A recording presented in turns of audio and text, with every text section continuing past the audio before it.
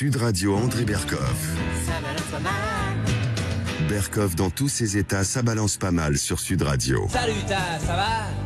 Viens chez moi, j'habite chez une copine.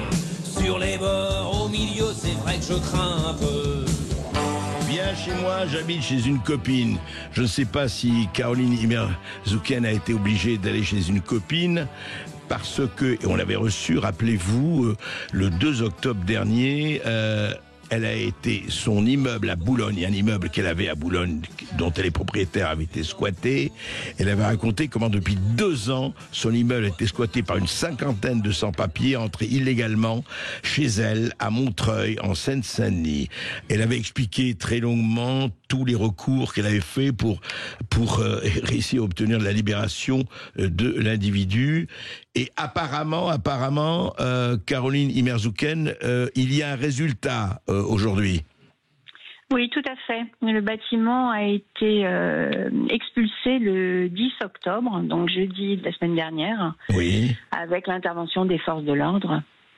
Voilà. Bon, alors vous avez obtenu, parce que vous vous demandiez si la trêve hivernale n'allait pas jouer pour la 3e fois, et que vous étiez obligé d'attendre à avril, et apparemment ça a été fait.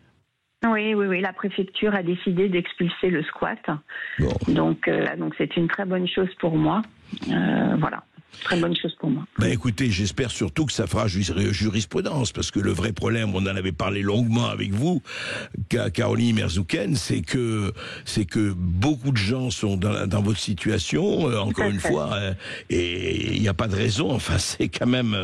Et donc on vous a donné, vous avez compris le fait que qu'est-ce qu'il y a, vous ne savez pas qu'est-ce qui a décidé la préfecture à bouger, alors, vous savez ou pas? Oui. Je ne sais pas du tout ce qui a décidé la préfecture, je pense que le fait de la médiatisation de l'affaire, certainement a joué peut-être en ma faveur. Et puis, tant mieux pour vous et on est content d'avoir fait notre boulot, nous. Ouais. Oui, voilà. Donc voilà. Donc je récupère un bâtiment dans un état épouvantable. Ah oui. Qu'est-ce que pouvez nous dire? C'est vraiment. C'est-à-dire que c'est épouvantable. Il y a des rats partout. Enfin bon, ils ont vécu voilà dans cet immeuble énormément. C'est-à-dire, je pense qu'à un moment donné, ils ont peut-être été 50, comme vous le disiez. Ouais. Là, lors de l'expulsion, il y avait qu'une vingtaine de personnes qui étaient sur place. Ils sont revenus chercher leurs affaires avec l'huissier et les forces de l'ordre vendredi matin. Ils reviennent encore mercredi pour récupérer encore de leurs affaires. Mais il reste un tas astronomique de choses, voilà, de déchets, de nourriture, enfin bon, bref. Ouais. Donc ce bâtiment, il va falloir que je le fasse débarrasser. Et voilà, et je suis aidée aucunement, ni par la mairie, ni par qui que ce soit, bien sûr, pour ce faire, bien sûr. Oui, écoutez, mais j'imagine, mais enfin, au moins, vous n'aurez pas à attendre encore des mois, voire des années. Non, mais je suis ravie que la préfecture ait pris cette décision, qui, il me semble, juste, et j'espère qu'ils ont trouvé des endroits pour que ces gens soient logés.